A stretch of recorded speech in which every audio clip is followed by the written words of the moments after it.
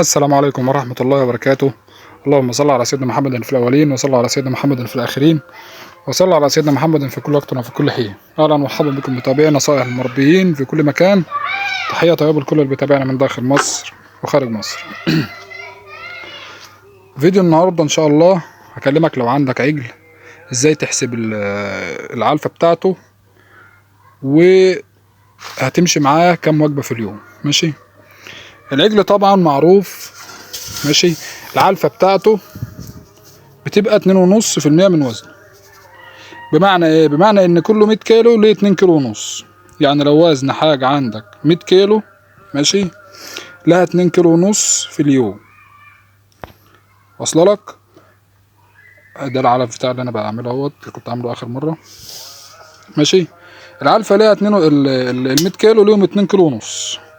يعني عجل عندك عمر سنة مثلا وزنه 200 كيلو تقريبا، لو افترضنا ان هو وزنه 200 كيلو يبقى ياكل في اليوم 5 كيلو.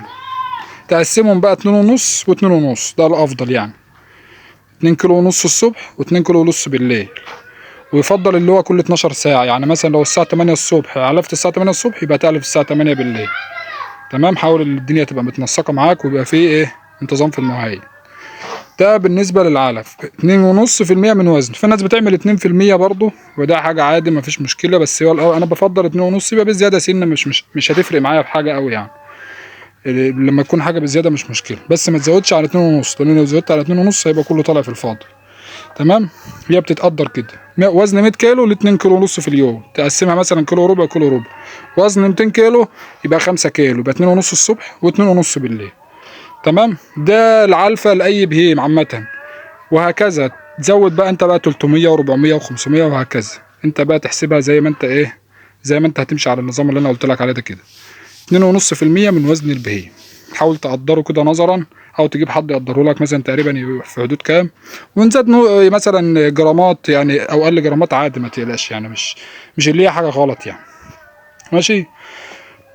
بالنسبه للتبن بقى، ممكن التبن مثلا يعني مثلا حوالي كيلو.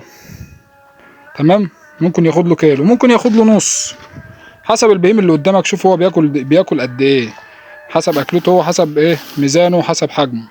يعني مثلا انا بالنسبه لي عجلتي دي عمري حوالي 9 اشهر. تمام. هنفترض ان وزنها مثلا حوالي 200 كيلو. التبن بقى زي ما انت شايف اهو، تبن اهو. معلش احنا الجو مضلم شويه لان احنا قبل المغرب. بملى جردل زي دوت كده. طبعا ميزانه طبعا ما بوزنش، لان انا عارف الحاجه اللي انا بعملها ايه حوالي قد ايه مثلا في الحجم. كميزان ما بوزنش بصراحه، بس هو يتراوح من نص كيلو الى كيلو. وزن الجردل ده مثلا لو افترضنا ان الجردل ده مليناه كده، ده وانا شايله كده وزنه تقريبا حوالي كيلو. تمام. الوزن ده حوالي كيلو اهو. جردل زي دوت حلو قوي للعجله اللي هي ايه، تكون بنت 9 اشهر او 10 اشهر او سنه. ده حلو ليها، وممكن ما تخلصوش كمان. هي اهم حاجه العلفه عامه، دي حاجه ماده مالئه، ماشي، بتخلي البهيم يحس بالشبع. تمام. ده بالنسبه للتبن. قدر حاجتك زي ما انت شايف بقى قدامك، او جيب حد يقدرها لك وانت تمشي على النظام اللي احنا ايه بنتكلم عليه.